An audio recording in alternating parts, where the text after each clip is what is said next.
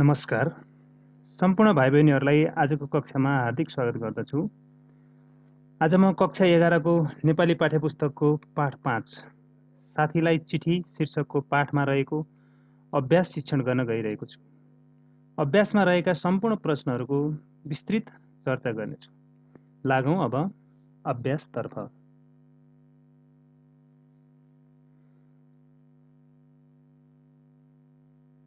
अभ्यास शब्द भण्डार अन्तर्गत पहिलो प्रश्नमा प्रश्न नम्बर 1 मा दिएका अर्थसँग मिल्ने शब्द पाठबाट खोजेर लेख्नुस् भनेको छ। यसमा चाहिँ कमा मलेसियाको मुद्रा रिङ्गेट हो। त्यस्तै खमा विदेश भनेको परदेश भयो। त्यस्तै गमा नागरिक नभएको अवस्था अनागरिक हो। त्यस्तै घमा मर्न लागेकालाई बचाउने मृत सञ्जीवनी हो। त्यस्तै अर्को ngमा सफा शब्दको अर्थ कञ्चन भयो। त्यस्तै चमा उथलपुथल भनेको उद्वेलित हो। त्यस्तै छमा कार्य गर्ने क्षमता भएको सामर्थ्य हो भने जमा जन्मेको ठाउँलाई जन्मथलो भनिन्छ। ल अब त्यसो भए लागौं प्रश्न नम्बर 2 तर्फ। प्रश्न नम्बर 2 मा भनेको छ खण्ड कमा दिएका शब्दहरूको अर्थ खण्ड खमा दिइएको छ। ती अर्थहरू चिनेर जोडा मिलाउनुस् भनेको छ। यसमा खण्ड कमा र खण्ड खमा हेरौं। जोडा मिलाउने क्रममा कुन कुन हुन्छ त? पहिला चाहिँ क को हेरौं। कमा रहर भनेको एक किसिमको दाल हो। त्यस्तै अर्को जोडा मिलाउने क्रममा रहर भनेको इच्छा पनि हो। त्यस्तै खमा काम भनेको कार्य हो भने अर्को शब्द जोडा मिलाउने क्रममा कम्प हुन्छ।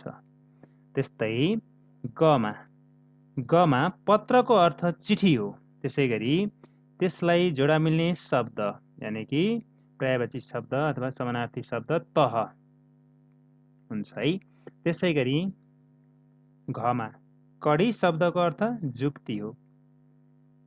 त्यस्तैगरी अर्को अर्थ पनि सानो कडा वा मुन्द्रोलाई पनि कडी भनिन्छ। त्यस्तै घमा अन्तरको अर्थ हो भिन्नता र त्यस्तै अर्को मिल्ने अर्थ हो भित्री हृदय।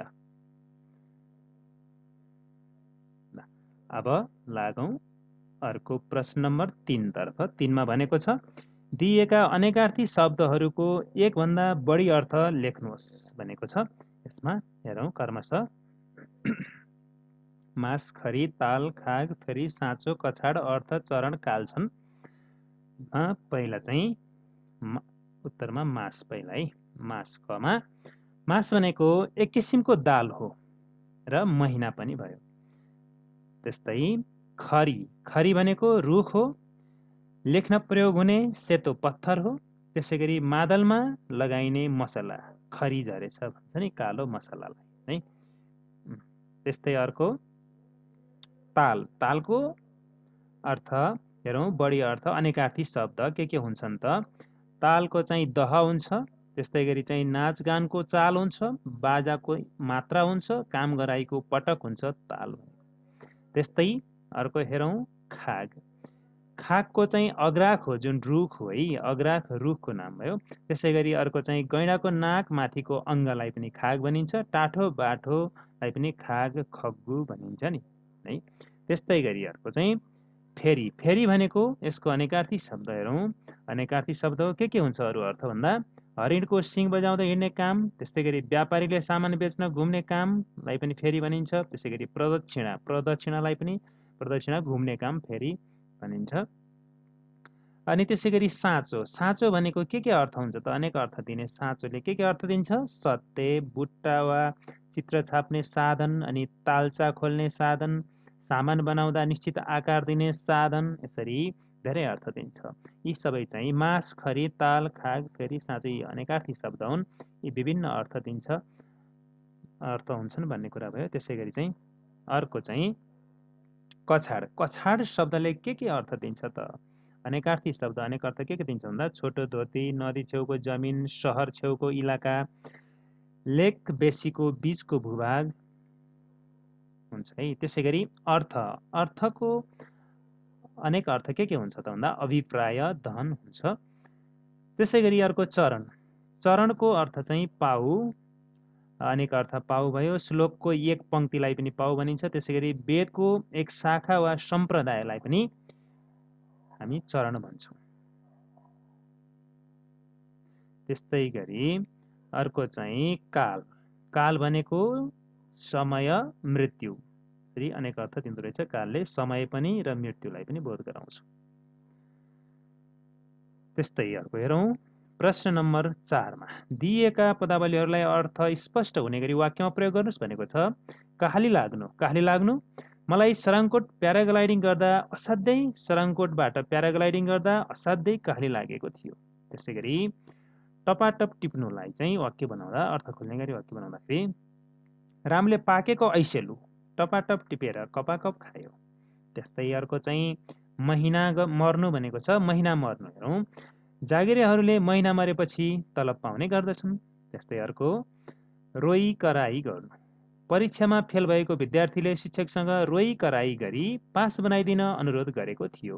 त्यस्तै अर्को वितृष्णा पलाउनु अव्यावहारिक शिक्षा भएकै कारण विद्यार्थीहरूको पढाइप्रति वितृष्णा पलाउँदै जान थालेको छ भन्न सकिन्छ। त्यस्तै गरी अर्को चाहिँ हातमुख जोड्नु कैयौँ गरिबहरूलाई रात दिन काम गरे पनि बिहान बेलुका हातमुख जोड्न धौधौ हुने गर्छ भन्न सकिन्छ। त्यस्तै अर्को चाहिँ उजुरी गर्नु गाउँलेहरूले वडाध्यक्षलाई भ्रष्टाचार गरेको आरोपमा अख्तियारमा उजुरी गरेका रहेछन् सकिन्छ। त्यस्तै गरी अर्को श्रम स्वीकृति लिनु श्रम स्वीकृति लिएका कम्पनीले मात्र वैदेशिक रोजगारमा मानिसहरू पठाउन पाउँछन् है, श्रम स्वीकृति लिएका। त्यस्तै गरी अर्को अवैधानिक कुनै पनि मानिस अवैधानिक रूपमा विदेश जान खोज्यो भने दुःख पाउँछ सकिन्छ। त्यसै गरी बदला लिनु शान्तिप्रिय मानिसमा बदला लिने भावभन्दा पनि क्षमादान दिने गुण हुन्छ। त्यस्तै अर्को सहारा बन्नु असल छोराछोरीहरू बाबा आमाका बुढेसकालका सहारा बनेका हुन्छन् भन्न सकिन्छ।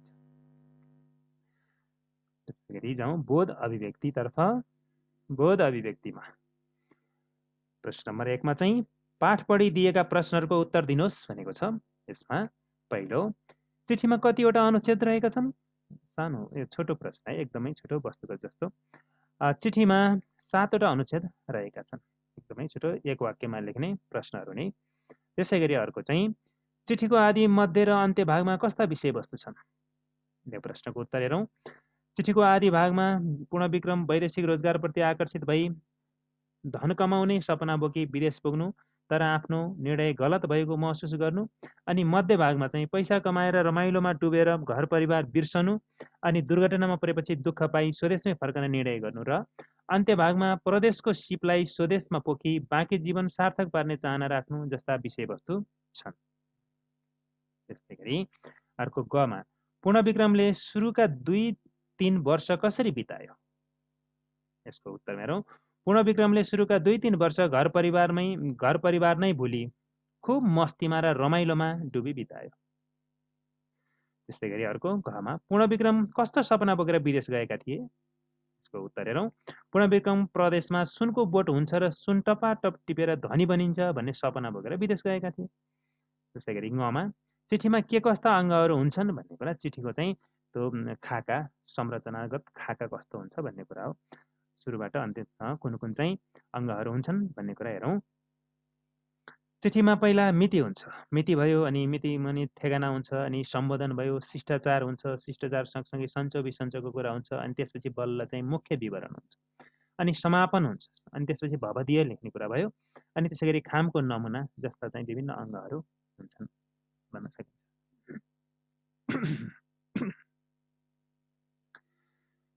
2 मा प्रश्न नम्बर 2 मा बोध अभिव्यक्तिको प्रश्न नम्बर 2 मा दिनहरू डड हुनेछु है, दिनहरू डड हुनेछु। चिठीको अंश पढी खाली ठाउँमा छुटेका शब्द भर्नुहोस् भनेको छ। सरी, यसमा कमा 2 महिनापछि काममा फर्कँदा कम्पनीले पनि राखेन, कम्पनीले भयो। त्यसै गरी खमा त्यति बेला मात्र मलाई थाहा भयो देश र प्रदेशको अन्तर, नागरिक हुनु र अनागरिक हुनुको अन्तर। अनागरिक भयो। फेरि मैले यहाँ चाहिँ राखेका शब्दहरूलाई चाहिँ यो खाली ठाउँ भएका शब्दहरूलाई सेतो कलरमा लेखेको छु, स्पष्ट छ है। गमा जीवनप्रति वितृष्णा पलाइरहेको थियो। त्यस्तै अर्को गमा छिट्टै नेपाल फर्केर आफ्नै माटोमा परिश्रम गरी जीवन निर्वाह गर्ने विचारमा छु। भयो माटोमा भयो। ङमा अबको 3 महिनाभित्रमा आफ्नो जन्मथलो आफ्ना आमा बुबाको काख र प्रियजनको माझमा हुनेछु। त्यसै गरी प्रश्न नम्बर 3 मा अहिले म सम्झन्छु र सार्थक बनाउँछु। चिठीको अंश पढी दिएका प्रश्नको उत्तर लेख्नुहोस्। प्रश्नतिर लागौँ। कमा छ नेपालको जलराशिमा कस्तो सामर्थ्य रहेको छ? यसको उत्तर हेरौँ। हिमालको हिउँ पग्लेर बग्ने कञ्चन जल भएकाले नेपालको जलराशिमा संसारकै मानिसहरूको प्यास मेटाउन सक्ने सामर्थ्य रहेको छ भन्न सकिन्छ। त्यसै खमा हाम्रो देशको विकासले गति लिन नसक्नुको कारण के हो? यसको उत्तर हेरौँ। हाम्रो देशको विकासले गति लिन नसक्नुको कारण देश विकासमा जनताहरूको दृढ इच्छा शक्ति र इमान्दार प्रयत्न नहुनु हो भन्न सकिन्छ। त्यस्तै गरी गमा प्रदेशमा सिकेको सिपले कसरी देश विकास गर्न सकिन्छ? प्रदेशमा सिकेको सिपलाई आफ्नै गाउँठाउँमा पोखेर उद्योग एवं व्यवसाय सञ्चालन गरी आफ्नो सिपलाई प्रयोग गर्नुका साथै अरूलाई समेत सिकाई स्वरोजगारको वातावरण सृजना गरेर देश विकास गर्न सकिन्छ भन्न सकिन्छ। अर्को घमा देश विकासको मूल मन्त्र के रहेछ? देश विकासको मूल मन्त्र युवा जोश र जाँगरलाई आफ्नै मुलुकको माटोमा खन्याउनु हो। त्यस्तै गरी अर्को प्रश्न, म पात्र किन घर फर्कन चाहेको हो? यसको उत्तर चाहिँ गाउँ समाजको विकासमा हातेमालो गर्न, पढाइ पुरा गर्न, युवाहरूलाई जोश र जाँगर आफ्नै माटोमा खन्याउन अभिप्रेरित गर्न, आमा बाबाको सहारा बन्न अनि जीवनलाई सार्थक बनाउन घर फर्कन चाहेको हो। प्रश्न नम्बर 4 मा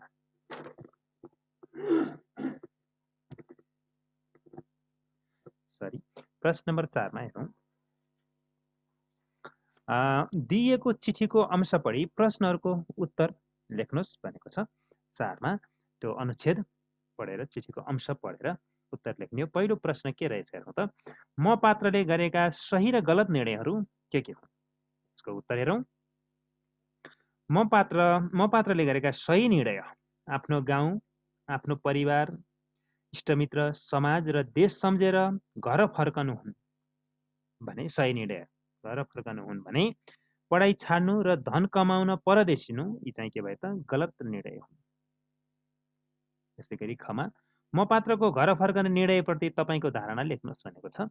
यसमा चाहिँ म पात्र राष्ट्रियताको भाव जागृत भएको पाइन्छ। म पात्रमा पारिवारिक दायित्वबोध एवं राष्ट्रिय कर्तव्यबोधकै कारण अन्ततः म पात्रले आदर्शको मार्गलाई अँगाली घर फर्कने निर्णय गर्नु, समसामयिक परिवेशमा विदेशी हतार गर्ने युवाहरूलाई समेत आफ्नो गाउँठाउँ आफैले बनाउनुपर्छ भन्ने देशभक्तिको भावना जागृत गराएको पाइन्छ भनेर आफ्नो विचार दिन सकिन्छ।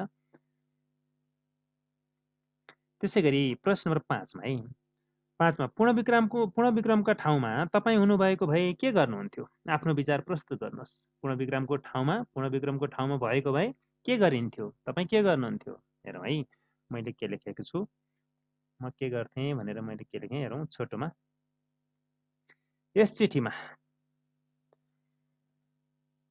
पूर्णविक्रम हो, यो विराम भएछ। पूर्णविक्रम 22 वर्षको उमेरमा पढाइलाई चटक्कै छाडेर साथीको सुझावलाई लत्याएर विदेशमा सुन टिप्न पाइन्छ भन्ने सपनादेखि वैदेशिक मोहका कारण विदेशमा भासिएको छ है। विदेशमा भासिएको छ। सुख सम्पत्तिले अन्धो बनी देवता समान बाबा आमालाई बिर्सी रमाए पनि अन्ततः हन्डर र गोता खाई पश्चातापमा जली घर परिवार र जन्मभूमिको मायाले तानी कर्तव्यबोध गरी आदर्श मार्ग अँगाली स्वदेश फर्कने निर्णय गर्दछ। त्यसो भए म भएको भए भन्ने कुरा छ। ल अब हेरौँ है त। पहिला चाहिँ यो तपाईँ हुनुभएको भए के गर्नुहुन्थ्यो भन्दाखेरि यो पूर्णविक्रमको ठाउँमा तपाईँ भएको भए के गर्नुहुन्थ्यो भन्दाखेरि पहिला पूर्णविक्रमले चाहिँ के गरेको छ को हो भन्ने कुरा सङ्केत गर्नु पर्यो। त्यसपछि बल्ल दोस्रो अनुच्छेदमा गएर म के गर्थेँ भन्ने कुरा है। यदि म पूर्णविक्रमको ठाउँमा भएको भए किमार्थ मैले पढाइ छाड्ने थिइनँ? विद्याको महत्त्व बुझेको मान्छे म कसरी धनको मोहमा फँसी विदेशको स्वर्णिम दिवा सपना देख्न सक्थेँ र? अर्कोतर्फ मातृदेवो भव पितृदेवो भवको मन्त्र जपी जन्मदातालाई नै ईश्वर मानी पुज्ने म कसरी बुढेसकालका बाबा आमालाई चटक्कै माया मारेर मुगलानमा भाँसिन सक्थेँ र? म त्यति निष्ठुरी सन्तान हुनै सक्दिन थिएँ। आफ्नो पढाइलाई पुरा गरी देशकै सेवामा समर्पित हुने थिएँ। यदि आर्थिक दुरावस्थाकै कारण विदेश नै जानु परे तापनि विदेशको भौतिक रमझममा डुबी बाबा आमालाई चटक्कै भुल्ने दुस्साहस कदापि मबाट हुने थिएन।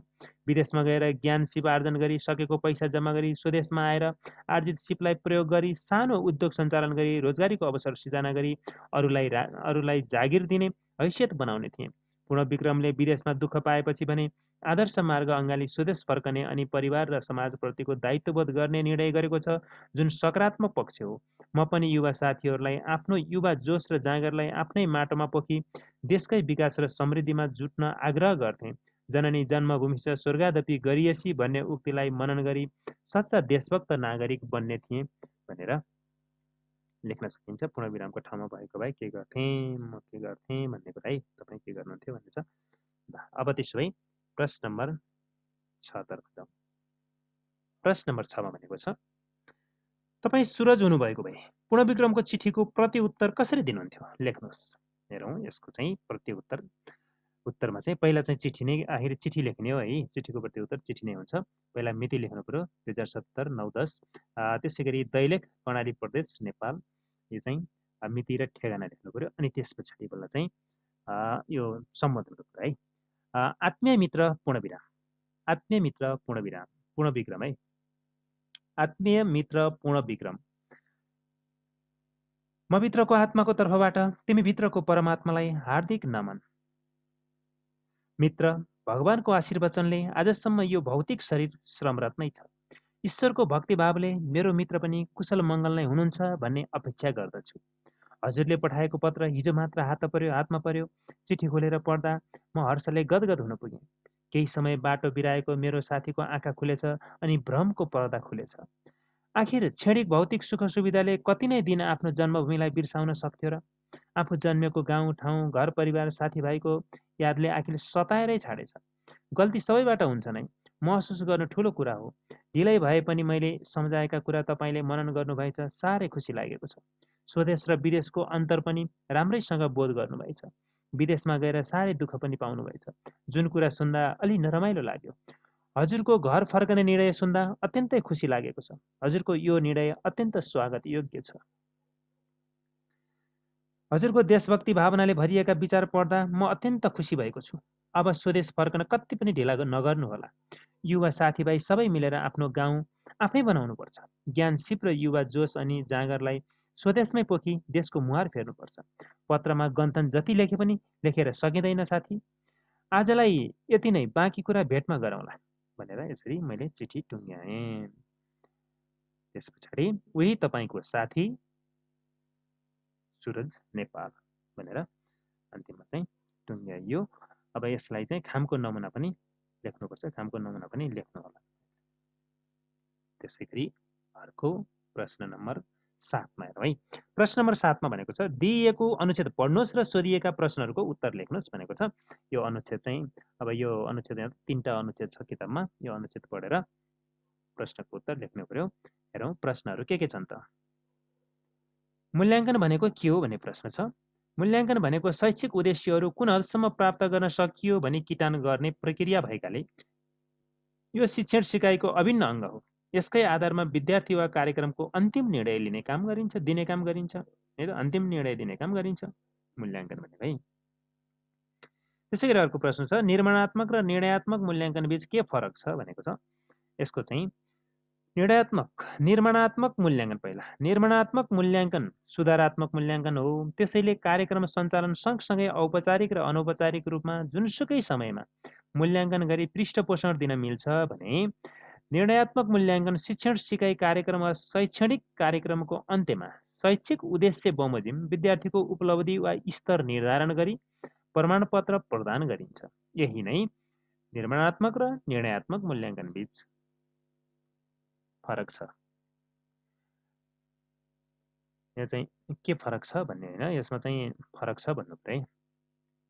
फरक छ हेऱ्यो चाहिँ के चाहिँ बढी छ, मूल्याङ्कन बीच फरक छ हेऱ्यो के होइन है। यही नै निर्माणात्मक र निर्णयात्मक मूल्याङ्कन बीच फरक छ। के चाहिँ होइन भनेर बुझ्नु होला। अब यो टाइपिङमा मिस्टेक भएछ, करेक्सन गर्दा भ्याइन मैले। अर्को गमा प्रमाणपत्र दिने परीक्षा किन आवश्यक छ?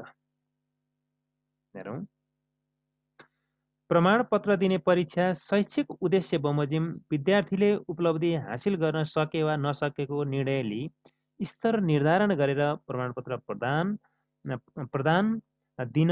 गर्न अथवा प्रदान गर्न, यसमा चाहिँ प्रमाणपत्र प्रदान गर्न हो है, प्रमाणपत्र प्रदान गर्न र कक्षोन्नति गर्न आवश्यक छ। मुख्य कुरा चाहिँ बुझ्नु पर्यो। प्रमाणपत्र दिने परीक्षा शैक्षिक उद्देश्य बमोजिम विद्यार्थीको उपलब्धि हासिल गर्न सके वा नसकेको निर्णय लिई स्तर निर्धारण गरेर प्रमाणपत्र दिन है, प्रमाणपत्र दिन एवं कक्षोन्नति गर्न आवश्यक छ। वाक्य चाहिँ मिले नमिलेको चाहिँ यहाँ चाहिँ हामीले पढेर पनि ख्याल गर्न सकिन्छ। प्रमाणपत्र दिने परीक्षा शैक्षिक उद्देश्य बमोजिम विद्यार्थीले उपलब्धि हासिल गर्न सके वा नसकेको निर्णय लिई स्तर निर्धारण गरेर प्रमाणपत्र दिन, ठिक छ है, ठिक छ, प्रमाणपत्र दिन एवं कक्षोन्नति गर्न आवश्यक छ। मिलेको छ है, वाक्य मिलेको छ। हतार हतारमा लेख्दाखेरि बिग्रियो कि भन्ने कोही चाहिँ यताउता भएको छ। पाठ्यक्रम र पृष्ठपोषणको अर्थ लेख्नुहोस्। पाठ्यक्रम शिक्षण सिकाइको पूर्ण योजनाको दस्तावेज हो पाठ्यक्रम। त्यस्तै गरी पृष्ठपोषण कुनै काम कुरामा पछाडि बसेर सहायता पुर्याउने काम अथवा प्रवृत्ति नै पृष्ठपोषण हो भनेर बुझ्नु पर्यो।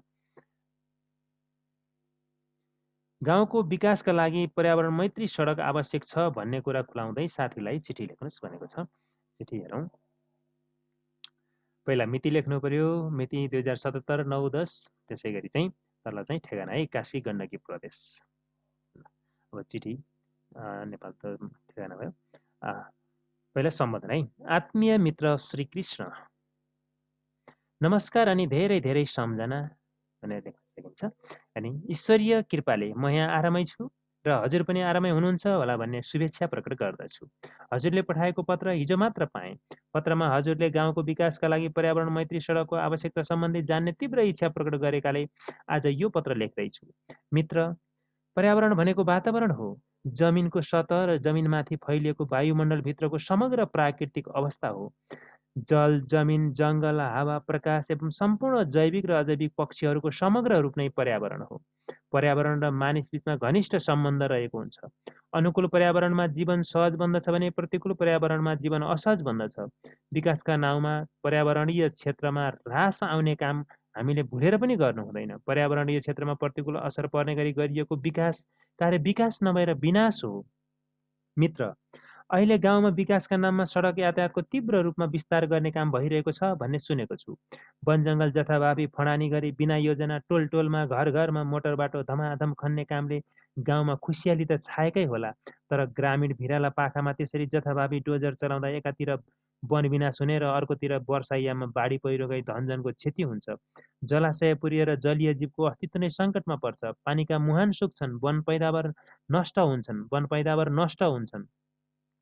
जैविक विविधतामा असर पुगी पर्यावरणीय क्षेत्रमा प्रतिकूल असर पुगी हाम्रो जीवन नै असहज बन्न पुग्छ भन्न सकिन्छ। यो मुख्य विवरण भयो। निचोड है, अब टुङ्ग्याउने।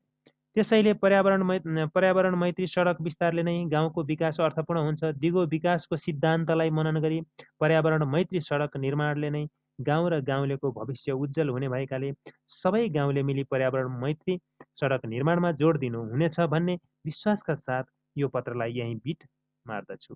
बाँकी कुरा भेटमा गरौँला। उही तपाईँको साथी सुरज नेपाल। ल, अब त्यसो भए अर्को प्रश्नतर्फ लागौँ। 9मा के भनेको छ? 9मा गाउँको दिएको अभिनन्दन पत्र पढ्नुहोस् र साहित्यका क्षेत्रमा योगदान गरेका कुनै एक व्यक्तिलाई प्रदान गरिने अभिनन्दन पत्रको नमुना तयार पार्नुहोस् भनेको छ। यहाँ त खासै केही छैन, यसमा चाहिँ सबै विवरणहरू यहीँ दिएको छ। नाउँ भर्ने मात्रै हो। नाउँ चाहिँ राख्दाखेरि सबै हुन्छ। यो चाहिँ ठिक छ है, किताबलाई नै आधार मान्न सकिन्छ। अभिनन्दन पत्र श्री पुरुषोत्तम त्रिपाठीज्यू। तपाईँ नेपालको साहित्य, संस्कृति, इतिहासको अध्ययन, अनुसन्धान तथा अन्वेषणका प्रतिमूर्ति, अथक साधक, राष्ट्र र राष्ट्रियताका उद्घोषक तथा नयाँ पुस्ताका लागि अनुपम उत्प्रेरक हुनुहुन्छ। कविता, नाटक, निबन्ध तथा सांस्कृतिक खोजका माध्यमबाट तपाईँले नेपाल र नेपालीहरूका लागि दिनुभएको योगदानको मूल्याङ्कन यस पवित्र माटोले अवश्य गरेको छ।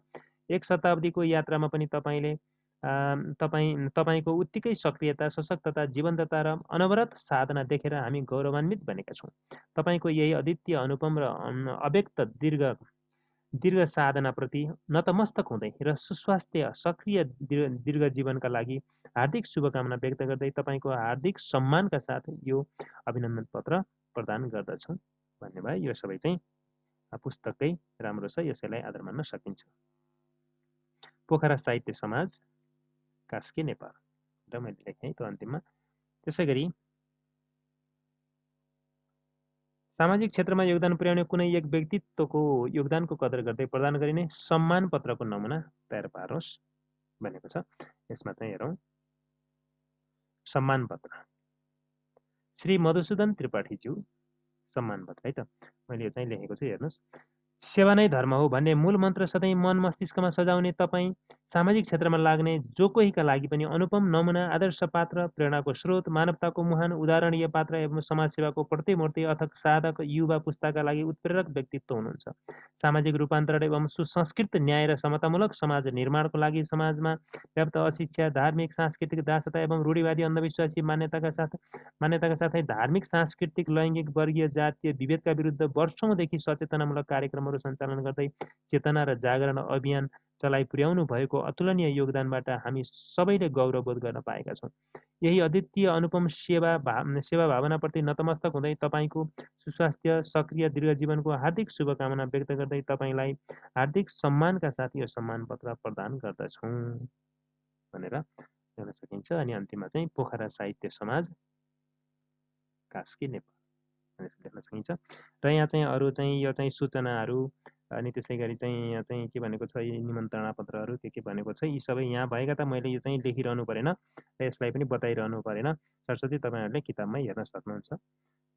र त्यसै गरी मैले यहाँ चाहिँ केही नमुनाहरू राखेको छु, जुन चाहिँ यो किताबमै है, अघिल्लो किताबमा भएका र केही चाहिँ पत्रिका पनि हुन सक्छन्, अघिल्लो किताबमा भएका पनि छन् यहाँ, र मैले यहाँ राखिदिएको छु। हजुरहरूलाई सजिलो हुन्छ है। यसले चाहिँ हाम्रो यो किताबमा नि एउटा सोधेको छ, दन्त शिविर सम्बन्धी सोधेको छ, मैले यहाँ आँखा शिविरको राखेको छु। यसैको आधारमा चाहिँ तपाईँले हेर्न सक्नुहुन्छ, लेख्न सक्नुहुन्छ है। अनि वनभोज सम्बन्धी सूचना भयो। त्यसै गरी चाहिँ यहाँ बधाई ज्ञापन लेख्ने क्रममा पनि हो, हार्दिक श्रद्धाञ्जली समवेदना भन्ने पनि आउँछ है, परीक्षामा आउँछ। त्यसैले यसलाई हेर्न सक्नुहुन्छ। यो पुरानो अर्को है, यो फेरिनुभन्दा यो नयाँभन्दा अघिल्लो सालको किताबमा थियो, यो राखिदिएँ मैले। त्यसै गरी चाहिँ अर्को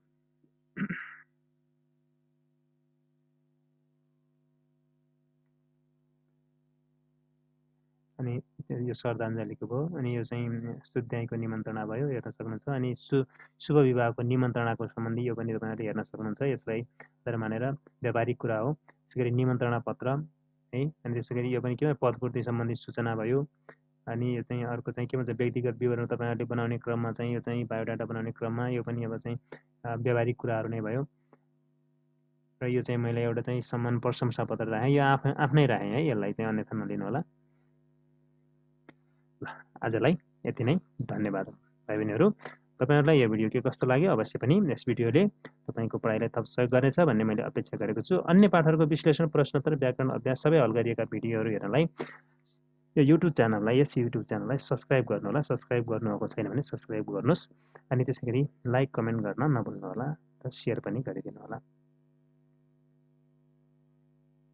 र यसको लगत्तै मैले चाहिँ यो चाहिँ नमुना प्रश्न र यसै पाठको चाहिँ व्याकरणसँग सम्बन्धित अभ्यास पनि लगत्तै राख्नेछु, प्रतीक्षा गर्नुहोला। ढिलो भएको छ, तपाईँहरूले चाहिँ सोच्नु होला सरले ढिलो गर्नुभयो भनेर सोच्नु भएको छ होला है। अब मैले यो 2-3 दिनभित्रै ती भिडियोहरू सबै अपलोड गर्नेछु है त। धन्यवाद।